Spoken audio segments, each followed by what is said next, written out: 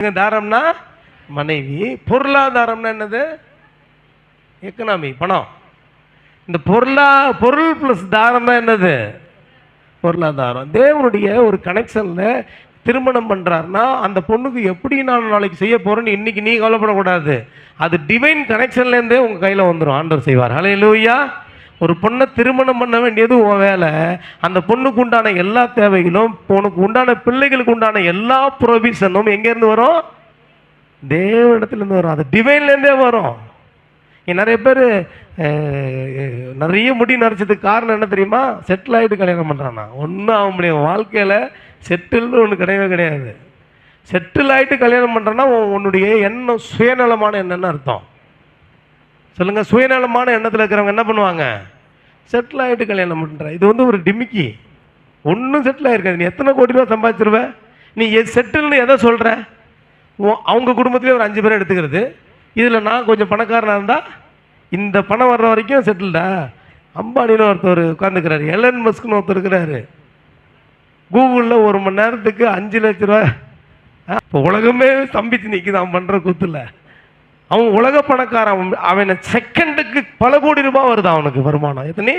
ஒரு செகண்டுக்கு. அப்போ அவனோட கம்பேர் பண்ண நீ செட்டிலே கடைசி வரைக்கும் ஆக முடியாது. அப்போ செட்டில்னு சொல்கிறது என்னன்னா, இவன் மனசில் ஒரு ஆளை வச்சு நான் செட்டில் ஆகிக்கிறேன். செட்டில்னு ஒன்றும் வாழ்க்கையில் கிடையாது. திருமணம் என்பது கடவுள் கொடுத்த ஒரு கிஃப்ட்டு. அந்த கிஃப்டில் என்ன பண்ணோம்? நீ போய் சேர்ந்துக்கிட்டீங்கன்னா பொருள் தாரம். நல்ல மனைவி அமைஞ்சதுன்னா பொருளாதாரம் சூப்பராக இருக்கும். சொல்லுங்கள், நல்ல மனைவி, ஒரு நல்ல கிறிஸ்தவ பிள்ளை, ஆண்டவர் பிள்ளை குடும்பத்தை கட்டிடுவா. ஹல்லேலூயா. குடும்பத்தை நீங்கள் தான் ஆர்கனைஸ் பண்ணணும், அட்மின் பண்ணணும், நல்லா சம்பாதிக்கணும், நல்லா சம்பாதிக்க வைக்கணும். வீட்டுக்காரனை சம்பாதிக்க வச்சு அந்த பணத்தை சேஃப்டி பண்ணி வீட்டை கட்டிடலாம். ஒரு மனுஷனுக்கு பொருளாதாரம் பெருகுதுன்னா மனைவி நல்லா இருக்குன்னு அர்த்தம். ஹல்லேலூயா. மனைவியும் கணவனும் அடிச்சு மோதிட்டே இருந்தால் பொருளாதாரம் பெருகாது. பொருளாதாரம் மைனஸ் டிக்ரீஸ் ஆகிடும். கணவன் மனைவி இணைஞ்சிருந்தா பொருளாதாரம் இன்க்ரீஸ் ஆகும். அதான் பைபிள் ரொம்ப ஆண்டவர் ஈஸியாக சொல்லிட்டார். தனக்குத்தானே பிரிஞ்சிருக்கிற எந்த குடும்பமும் நிலை நிற்காது. சிம்பிளாக சொல்கிறேனே, ஒரு கணவன் மனைவி 2 பேரும் ஒரே மைண்ட் செட்டில் இருக்கணும். அப்போ தான் பிள்ளைகள் நல்ல மைண்ட் செட்டில் வளருவாங்க.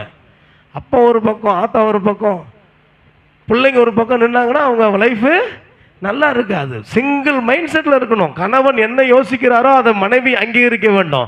மனைவியின் ஆலோசனையை கணவன் கேட்க வேண்டும்.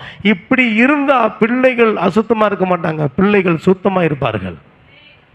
அதான் பைபிள் சொல்லுது, அவிசுவாசியான புருஷன் தன் மனைவியாலே பரிசுத்தமாக்கப்படுகிறான், அவிசுவாசியான மனைவியும் தன் புருஷனாலே பரிசுத்தமாக்கப்படுகிறாள். இல்லை என்றால் பிள்ளைகள் அசுத்தமாக இருக்குமே, ஆனால் இப்பொழுது சுத்தமாக இருக்கிறதே அப்படின்னு அப்போஸ்தலன் பவுல். ஹல்லேலூயா. நான் சொல்கிறேன், கணவன் மனைவி 2 பேரும் ஒரு ஃபேமிலினா இப்படி தான் கட்டப்படணும். கணவன் தேவனுக்கு பயப்படுகிற மனுஷன் எப்படி ஆசீர்வதிக்கப்படுவானா? சங்கீதம் 128 தானே அது? அதானே அது சங்கீதம் 128 தானே? கர்த்தருக்கு பயப்படுகிற மனுஷன் எப்படி ஆசீர்வதிக்கப்படுவாரா? இவன் ஒரு புருஷனுக்கு என்ன வேலை?